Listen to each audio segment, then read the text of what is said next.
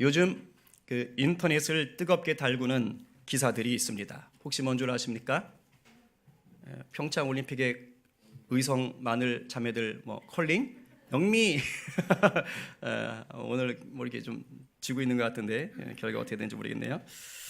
근데 이런 거는 좀 기분 좋은 기사죠, 그죠? 그래서 영미 이름을 가진 요즘 자매들이 굉장히 주가가 높아지고 있다고 그런 얘기를 하는데, 이런 기사들은 참 기분이 좋아지는데, 반대로 사실은 요즘 그 올림픽 기사 못지않게 아주 우리의 마음을 무겁게 하는 기사들이 있습니다.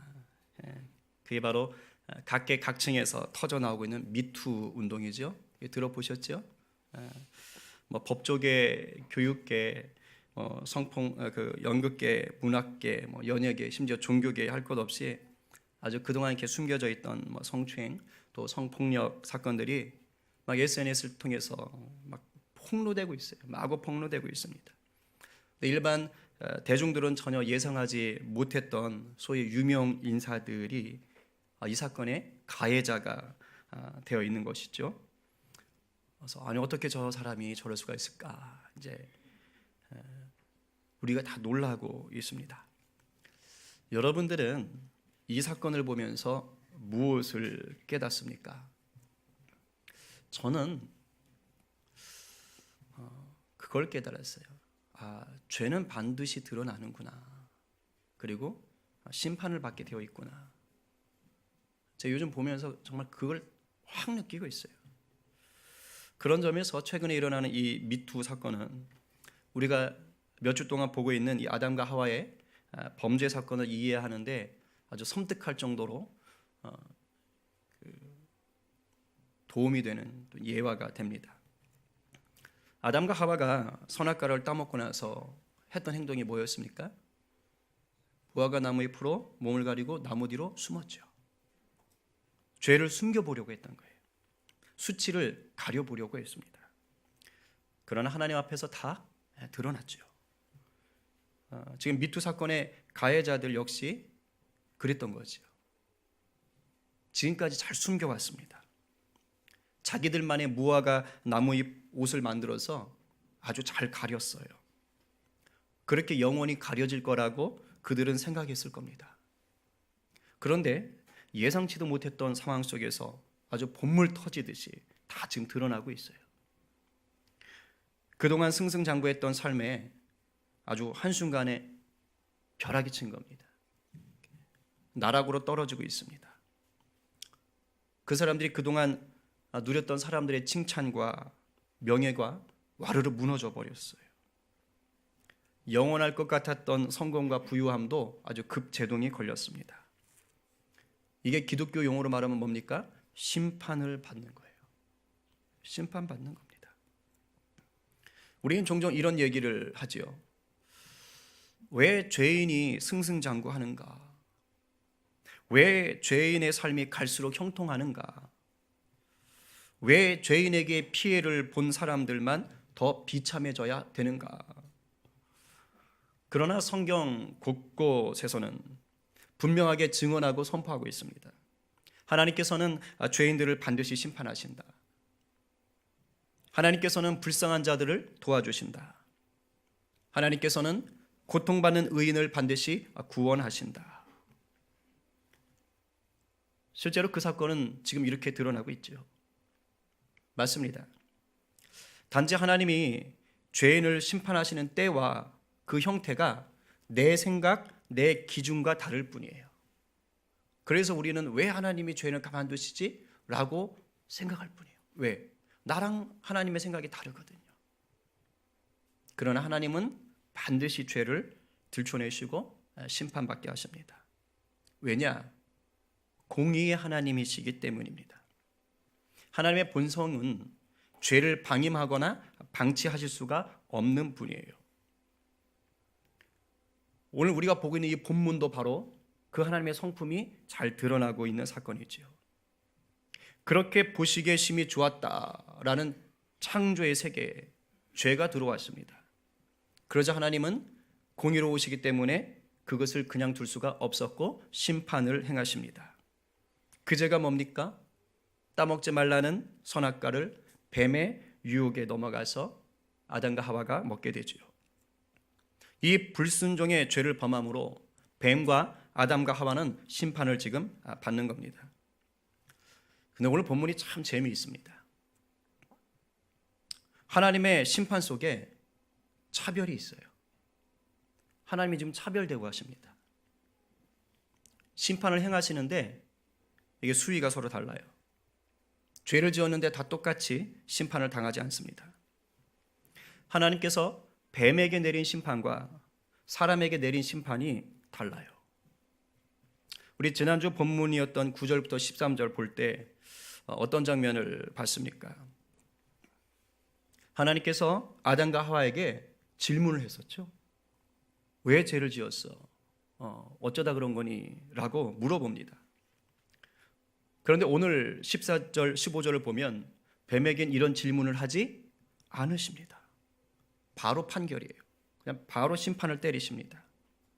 이미 여기에서 차이가 딱 생기는 겁니다. 여러분, 상대에게 질문을 하고 그가 대답할 수 있는 기회를 준다는 것, 그것이 무엇을 의미합니까? 상대를 인격적으로 대우하고 있다는 얘기입니다. 하나님은 아담과 하와를 인격적으로 존중해주고 계셨던 거예요. 그러나 뱀은 인격적으로 대우를 아예 안 하십니다. 바로 저주를 퍼부으세요. 14절, 15절 여러분의 성경으로 보시기 바랍니다. 띄우지 않겠습니다. 14절에 이렇게 써 있지요. 여호와 하나님이 뱀에게 이르시되 네가 이렇게 하였으니 네가 모든 가축과 들의 모든 짐승보다 더욱 저주를 받아 배로 다니고 살아있는 동안 흙을 먹을지니라. 모든 가축과 모든 짐승보다 더욱 저주를 받았습니다. 여기 보면은 저주받은 것을 강조하기 위해서 모든 더욱이라는 단어를 사용하고 있어요. 왜 이런 저주를 받게 됐습니까? 죄의 유발자인 마귀에게는 오로지 완전한 심판만이 내려지기 때문이에요. 마귀는 봐주거나 존중해줄 대상이 아니지요. 오로지 멸절해야 할 대상일 뿐인 겁니다. 그렇기 때문에 15절에 보면 가고 오는 세대 속에서 하나님의 백성들과 이 마귀가 원수관계가 된다는 걸 보여줍니다. 역시 15절에 이렇게 써 있습니다. 내가 너로 여자와 원수가 되게 하고 내 후손도 여자의 후손과 원수가 되게 하리니 여자의 후손은 내 머리를 상하게 할 것이요 너는 그의 발꿈치를 상하게 할 것이니라 하시고, 많은 신학자들은 여기 15절에서 쓰인 후손을 예수 그리스도로 해석을 합니다. 마귀는 자기가 사람들을 선동해서 예수님을 십자가에 달려 죽게 한 줄로 생각했습니다. 그러나 그것은 착각입니다. 오히려 하나님의 계획이 그 속에 있었지요. 하나님께서 택한 백성들을 구원하고 사망 권세를 붙잡았던 그 마귀를 이기기 위한 하나님의 승리 시나리오가 바로 십자가였던 것입니다. 결국 마귀는 겨우 예수님의 발꿈치만을 상하게 했을 뿐이에요. 그리고 반대로 마귀의 머리는 예수님의 부활로 완전히 으깨지고 말았습니다. 그래서 이 구절을 성경에 나타난 가장 첫 번째 복음이라고 학자들은 해석합니다. 원시 복음이다라는 말을 쓰지요. 이렇듯 뱀으로 상징된 마귀에게는 하나님이 단 한 방울의 자비도 허락하지 않으시고 저주와 심판을 내리셨습니다. 그러나 아담과 하와는 다르다는 거예요. 뱀은 저주를 받았지만 아담과 하와는 저주를 받지 않았습니다. 성경에 저주를 했다고 얘기하지 않아요. 오히려 하나님께서 사람을 창조하신 후에 주셨던 그 복이자 사명을 그대로 두세요. 그대로 누리게 하십니다. 저는 깜짝 놀랐습니다. 사람에게 주신 복이자 사명이 무엇이었습니까? 창세기 1장 28절이지요. 우리 다시 한번 내게 주신 복으로 알고 같이 한번 읽어보겠습니다. 시작.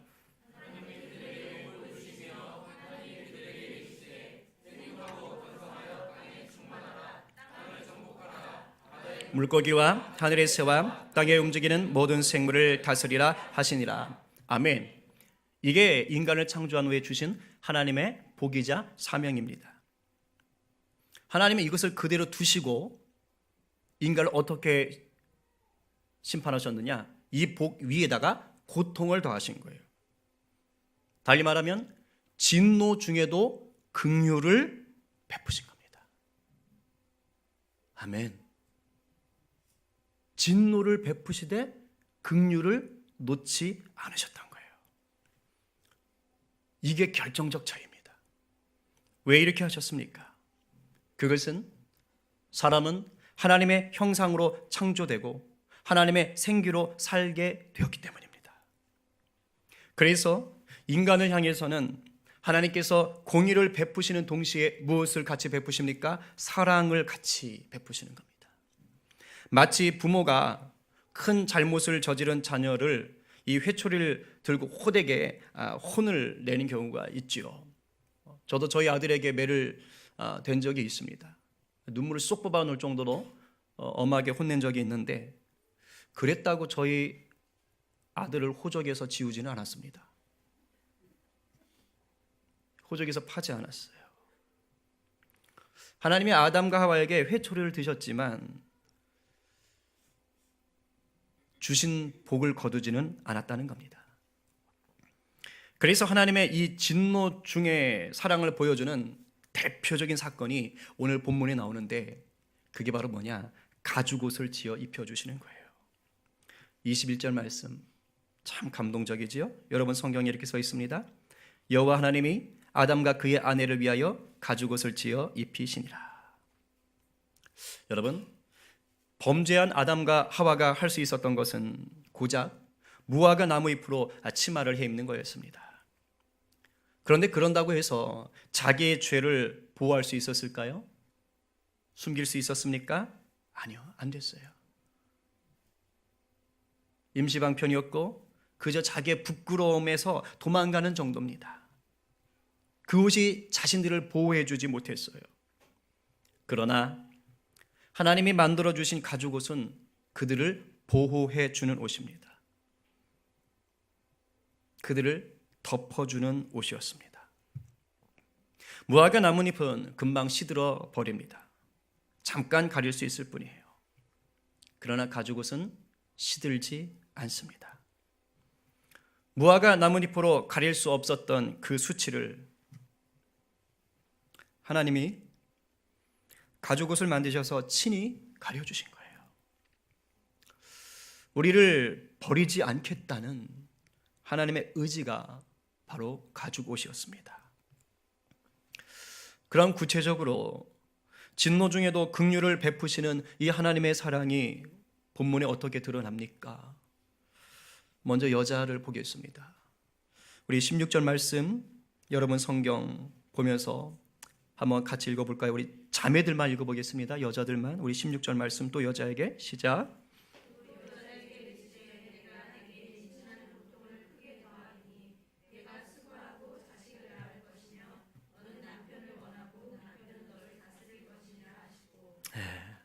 아멘 하고 싶지 않으시죠? 여러분, 하나님이 주신 복이 뭐였다고요? 생육하고 번성하고 땅에 충만하는 것이죠. 생육 번성하게 만드는 주체자가 누굽니까? 직접적인 역할을 하는 사람이 바로 여자지요. 왜? 여자가 자녀를 낳을 수 있으니까요. 그런데 죄를 짓고 난 후에 하나님이 하신 말씀이 뭐였어요? 임신하는 고통을 크게 더하셔서 이제는 자식을 낳을 때 수고해야 된다, 이 말입니다. 달리 말하면 죄를 짓기 전에는 뭐가 없었다는 거예요? 임신의 고통이 거의 없었거나 약했다는 뜻이죠. 자식을 낳을 때 수고하지 않아도 된다는 뜻입니다. 실제로 그렇게 생각해 보니까 이 하나님이 창조물 중 포유류들을 보면 유일하게 인간만이 이세를 낳을 때 산파의 도움을 필요로 합니다. 아기를 낳을 때 고통이 이루 말할 수가 없기 때문이죠. 근데 다른 짐승들 혹시 보셨어요? 산파 부르는 짐승 보셨어요? 아프리카 대초원에서 사자가 애를 낳을 때 다른 사자 불러가지고 나 좀 잡아줘 이러나요? 이게 상상할 수도 없는 일입니다. 그런 거 없어요. 짐승들은 그냥 새끼 낳을 때요 순풍순풍 잘 나요. 그리고 그 낳은 새끼도 알아서 벌떡 일어나가지고 또 뛰고 막 그래요. 인간만이 보호가 필요합니다. 입덧은 어떻습니까? 입덧 아주 심하게 하신 분들 있으세요? 입덧도 이게 임신 가운데 당하는 고통일 수가 있겠죠. 이 생육하고 번성하고 충만한 것이 하나님 주신 복일진데 하나님 처음부터 이런 고통을 주시지는 않았을 겁니다. 죄를 짓기 전에는 임신과 출산을 아마 몸과 정신이 가장 즐거워지는 축제 과정으로 하나님이 허락하셨을 거예요. 근데 죄가 들어오니까 이게 깨진 거죠. 죄앙절개 수술을 왜 합니까? 너무 고통스러워서 하는 거잖아요. 임신뿐이 아니지요. 오늘 본문 보니까 남편과의 관계도 일그러집니다. 너는 남편을 원하고 남편은 너를 다스릴 것이다. 이게 쉬운 성경으로 번역을 하면 조금 더 자세하게 나와 있어요. 뭐냐면 너는 내 남편을 지배하려고 할 것이고 남편은 너를 다스릴 것이다. 이렇게 되는 거예요. 서로 주도권 싸움을 지금 갖게 되는 거죠. 그래서 보통 옛 어르신들이 서로 얘기한다 그래요. 엄마는 딸에게, 아빠는 아들에게 첫날 밤에 확 잡아버려야 돼. 지금 안 돼. 뭐 이런 식으로 교육을 했다고 합니다. 다행히 저희 부모님은 그런 말씀을 안 하셨습니다. 원래 하나님은 남자와 여자를 평등한 존재로 창조하셨지요. 우리 지난번에 보았지요. 그런데 죄를 짓고 나니까 이 남편과 아내의 관계가 서로 지배하려는 관계로 바뀐 겁니다. 죄가 평등해야 될 관계를 수직적 관계로 틀어버린 것이죠. 자, 보세요. 생육하고 번성하고 충만해지기는 하지만 뭐가 들어와 버렸어요? 고통이 심한 거예요. 여전히 남편과 아내로 살기는 하시지만 존중하고 평등한 관계가 아니라 서로 지배하려고 하는 욕망의 종노릇하게 만들었던 것입니다. 이게 복 중에도 복을 누리되 고통을 더하신 하나님의 심판법이죠. 남자의 경우는 어떻습니까? 17절부터 19절입니다. 우리 형제들만 같이 좀 읽어보도록 하겠습니다. 큰 소리로 읽어주시기 바랍니다. 시작. 아담에게 이르시되 내가 내 아내의 말을 듣고 내가 내게 먹지 말라 한 나무의 열매를 먹었은즉 땅은 너로 말미암아 저주를 받고 너는 내 평생에 수고하여야 그 소산을 먹으리라. 땅이 내게 가시덤불과 엉겅퀴를 낼 것이라. 내가 먹을 것은 밭의 채소인즉 내가 흙으로 돌아갈 때까지 얼굴에 땀을 흘려야 먹을 것을 먹으리니 내가 그것에서 취함을 입었음이라. 너는 흙이니 흙으로 돌아갈 것이니라 하시니라. 네. 그런데 창세기 1장 29절에 보면 이렇게 써 있어요. 하나님이 이르시되 내가 온 지면에 씨 맺는 모든 채소와 씨 가진 열매 맺는 모든 나무를 너희에게 주노니 너희가 먹을 거리가 되리라. 채소나 열매를 음식으로 주셨다고 했습니다. 근데 분명히 이 구절에서는 너희가 수고해야지 먹을 수 있다라는 말을 하지 않으셨어요. 달리 말하면 죄를 짓기 전에는 우리가 하나님이 주신 음식을 먹는데 극심한 수고가 필요 없었다는 얘기입니다. 선악과 외의 모든 과실을 다 먹게 하셨지요. 뭡니까? 손만 뻗으면, 손만 뻗는 수고만 하면 다 따먹을 수 있었던 겁니다. 땅도 토질이 좋았겠죠. 그래서 자연적으로 항상 싱싱하고 풍족한 채소를 이렇게 제공했을 겁니다. 그런데 아담이 죄를 짓고 나니까 아담은 저주를 받지 않았어요. 근데 뭐가 저주를 받았습니까? 땅이 저주를 받았어요. 아담은 저주받지 않았는데 땅이 저주를 받았다. 무슨 말이에요? 네. 땅이 사람에게 걸림이 되었다는 뜻입니다. 땅이 가시덤불과 엉겅퀴를 냈다는 말이 뭡니까? 하나님 주신 축복, 땅을 정복하고 다스려야 할 인간에게 힘들게 하는 방해물이 나타났다는 것이죠. 그 복과 사명을 방해하는, 걸림이 되게 만드는 어려운 것이 나타났다는 거예요. 고난거리가 나타났다는 것입니다. 이게 남자에게 준 고통인 겁니다. 원래 태초의 인간에게 있어서 노동은, 일은 즐거움이었습니다. 그 자체가 행복이었어요. 왜요? 아담이 이름을 지어주면 그 자체가 그 동물의 이름이 되었고 정체성이 되었잖아요. 권위가 있었다고요. 보람이 있었습니다. 창조의 노동은 하나님이 주신 복을 확장하는 것이고 하나님의 나라를 확장하는 일이었기 때문이지요. 그런데 죄가 들어오고 나서부터 이 노동이나 일은 복이나 사명이 아니라 살기 위해서 어쩔 수 없이 해야 되는 마치 중노동과 같은 것이 되었습니다. 나중에 어떤 일이 벌어졌습니까? 소수를 위해서 다수가 죽어라 일을 해야 되는 불공평한 노동 구조가 되어버렸어요. 그래서 지금도 사람들이 자꾸 데모를 하고 하는 건 아닙니까? 오늘 여러분들 일하고 계시는데 물어보겠습니다. 어떠세요? 자기가 일한 만큼 누린다고 생각하십니까? 내가 일한 만큼 수고의 대가를 받고 보수를 받고 행복을 누린다고 생각하세요? 그런 분 못 봤어요. 자기는 죽도록 일하는데 쥐꼬리만큼 받는다고 생각합니다. 죄를 짓게 되니까 복으로 주어진 노동이 고통과 신음의 도구가 되어버린 겁니다. 그리고 결정적으로 오늘 보면 바로 다음에 나오는 이야기인데 에덴 동산에서 쫓겨나기까지 합니다. 이렇듯 죄를 지은 인간은 그 죄에 대한 대가를 치르게 되어 있는 겁니다. 왜? 하나님이 공의로우시기 때문에. 근데 중요한 건 이 심판의 고통이 감사하게도 우리를 하나님의 사랑에서 끊어지게 하는 것은 아니라는 거죠. 오히려 우리를 붙잡아 주시는 하나님의 손길이 되고 생명줄과 같은 것이 되고 있는 겁니다. 그 상징으로 바로 무엇을 주신 거라고요? 가죽옷을 입혀주신 거라고요. 그런 점에서 하나님이 우리에게 가죽옷을 지어 입힌 데에는 의도가 있으셨던 거예요. 창조 때 주신 복을 거두지 않으시고 거기에다 고통만 계속 더하신 이유는, 그래서 그 복을 계속 영위하게 하신 이유는 다 의도가 있는 겁니다. 진노 중에 긍휼을 베푸신 이유가 있는 겁니다. 그게 바로 무엇입니까? 다시 기회를 줄 테니까 기억하고 돌아와 하나님과의 친밀함을 회복하라는 말이에요.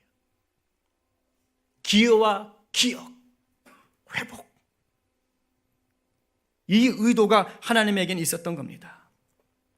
요즘 우리 사회에 그 미투 선언이 계속되는 이유가 뭐예요? 계속 터져나오는 이유가 뭡니까? 그 가해자들이 피해자들에게 진심으로 용서를 구했던 적이 없는 겁니다. 회개를 할 줄 모른 채 계속해서 그 나쁜 죄를 반복했기 때문인 거예요. 자기가 뭘 잘못했는지 기억해내지를 못하고 살았던 것이지요. 성경에도 이런 예가 있습니다. 여러분 다윗 보세요. 다윗 역시 우리아의 아내 밧세바를 범했던 직후에는 숨겼어요. 다윗이 바로 회개한 거 아닙니다. 숨겼어요. 자기가 뭘 잘못했는지 기억하지 못했습니다. 그런데 하나님이 나단 선지자를 보내셨죠. 그리고 하나님의 메시지를 보내서 다윗의 죄를 폭로하셨습니다. 그때서야 비로소 다윗이 자기의 잘못이 무엇인지를 기억해냈어요. 동시에 자신을 향한 그 하나님의 신실한 사랑이 있었다라는 것, 지금도 그것이 흐르고 있다는 것을 기억해낸 겁니다. 그래서 온전한 회개가 있었고 돌이킬 수가 있었고 다시 하나님 앞에 설 수가 있었던 겁니다. 기억할 수 있는 게 필요한 거죠. 성도인 우리에게는 끊임없이 죄를 기억하고 동시에 하나님의 사랑을 기억하게 만드는 매개체가 있습니다. 그게 오늘 본문에 따르면 가죽옷인 거예요. 여러분, 가죽옷을 만들어 주기 위해서 반드시 거쳐야 할 작업이 하나 있습니다. 뭔지 아세요? 그냥 하늘에서 뚝 떨어지나요? 아닙니다. 아무 죄도 없는 짐승을 죽여야 돼요. 아무 죄도 없는 짐승을 죽여서 피를 내고 껍질을 벗겨내고 다듬어야 되는 겁니다. 아담과 하와도 이것을 잘 알았을 거예요. 그래서 자기들이 입고 있는 가죽옷을 볼 때마다 선악과를 따먹었던 그 죄 때문이었구나. 나 때문에 하나님이 짐승을 잡았구나. 죽을 수밖에 없던 자기들이 하나님의 은혜로 살게 되었다는 것을 기억해내는 겁니다. 이 가죽옷으로 말미암아 자신들이 당하는 고통의 의미도 계속해서 새롭게 깨닫게 됐던 겁니다. 임신의 고통과 노동의 고통을 경험할 때마다 내 죄 때문이었지. 그런데도 이 안에서 하나님이 복을 거두지 않으시는구나. 그 가죽옷을 보면서 무슨 생각을 했겠어요? 그래, 이젠 죄 짓지 말아야지.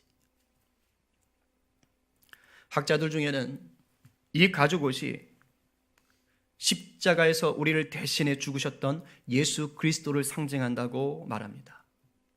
충분히 일리가 있지요.